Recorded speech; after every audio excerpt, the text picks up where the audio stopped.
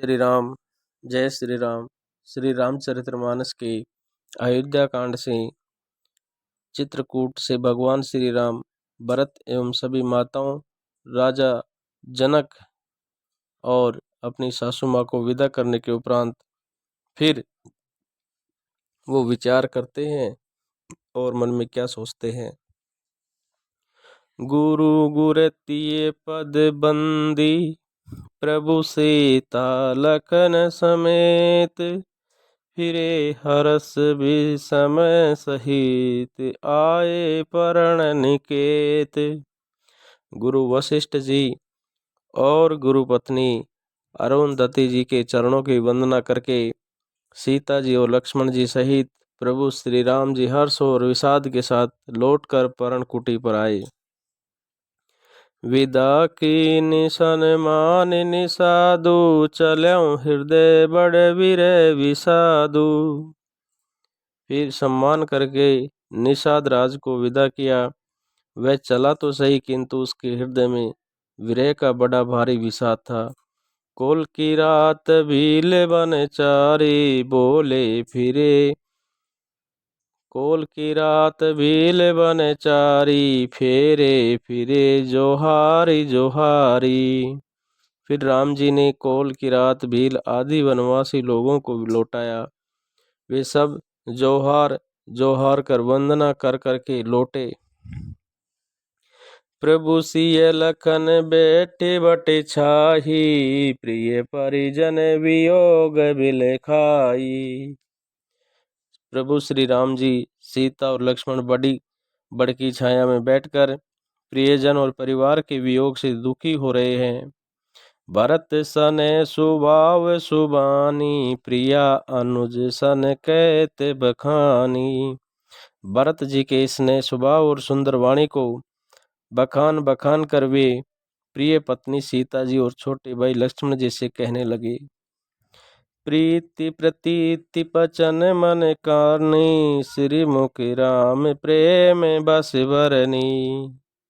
श्री रामचंद्र जी ने प्रेम के वश होकर भरत जी के वचन मन क्रम की प्रीति तथा विश्वास का अपने श्री मुख से वर्णन किया। ते अवसर खग मृग जल मीना, चित्रकूट चर अचर मलीना। उस समय पक्षी पशु और जल की मछलियां चित्रकूट के सभी चेतन और जड़ जीव उदास हो गए। विबुद्ध विलोक दशा रघुबर की, बरसि सुमन कही गति घर घर की। श्री रघुनाथ जी की दशा देखकर देवताओं ने उन पर फूल बरसाकर अपनी घर घर की दशा कही। प्रभु प्रणाम करि दीन भरोसो, चले मुदित मन डर न खरोसो। प्रभु श्री राम जी ने उन्हें प्रणाम कर आश्वासन दिया। तब वे प्रसन्न होकर चले, मन में जरा सा भी डर न रहा। सानुज सिय समेत प्रभु, राजत परण कुटीर। भगति गयनु वैराग्य जनु, सोहत दरे शरीर।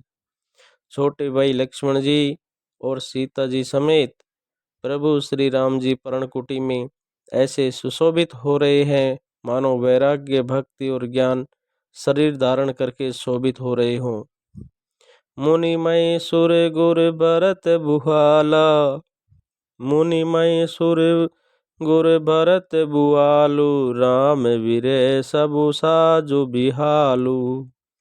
मुनि ब्राह्मण गुरु वशिष्ठ जी, भरत जी और राजा जनक जी, सारा समाज रामचंद्र जी के विरह में विहल है। प्रभु के गुण समूह का मन में स्मरण करते हुए प्रभु गुण ग्राम गणत मन माही, सब चुप चाप चले मग माही।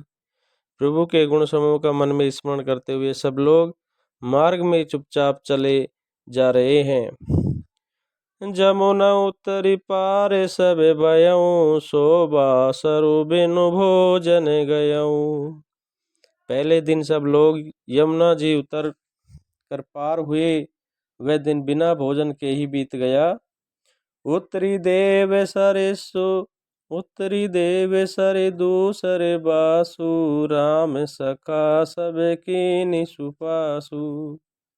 दूसरा मुकाम गंगा जी उतरकर हुआ, वहाँ राम सखा निषाद राज ने सब सुप्रबंध कर दिया। सही उतरी गोमती नहाए, चौथे दिवस अवधपुर आए। फिर सही उतरकर गोमती जी में स्नान किया और चौथे दिन सब अयोध्या जा पहुँचे। जनक रहे पुरबासर चारे, राज काज सब साज सवारी। जनक जी 4 दिन अयोध्या में रहे और फिर राजकाज एवं सब साज सामान को संभलाकर सौंपी सचिव गुरु भरत राजू, तेरहुति चले साजी सबु साजू। तब मंत्री गुरुजी तथा भरत जी को राज्य सौंपकर सारा साज सामान ठीक करके तिरहुत को चले। नगर नारी नर गुर सिख मानी, बसे सुखे निराम रजधानी।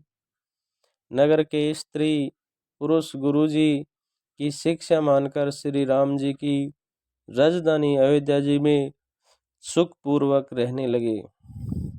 राम दरस लगी लोग सब, करत नेम उपवास। तजी तजी भूषण भोग सुख, जियत अवधि की आस। सब लोग रामचंद्र जी के दर्शन के लिए नियम और उपवास करने लगे। वे भूषण और भोग सुखों को छोड़ छाड़ कर अवध की आस पर जा रहे हैं। सचिव सुसेवक भरत प्रबोधे, निज निज काज पाय सिक्यो दे।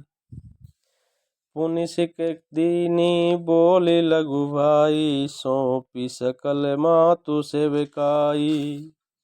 भरत जी ने मंत्रियों और विश्वासी सेवकों को समझाकर उद्यत किया।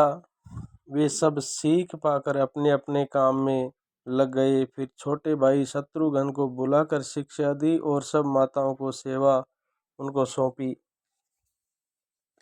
भूसुरी बोले भरत करे जोरे, करे प्रणाम बै बिनय निहोरे। ऊंच नीच कारज भले पोचू, आय सुदेव स्नेह कर सकोचू। ब्राह्मणों को बुलाकर भरत जी ने हाथ जोड़कर प्रणाम कर अवस्था के अनुसार विनय और निहोरा किया कि आप लोग ऊंचा नीचा छोटा बड़ा अच्छा मंदा जो कुछ भी कार्य हो उसके लिए आज्ञा दीजिए, संकोच न कीजिए।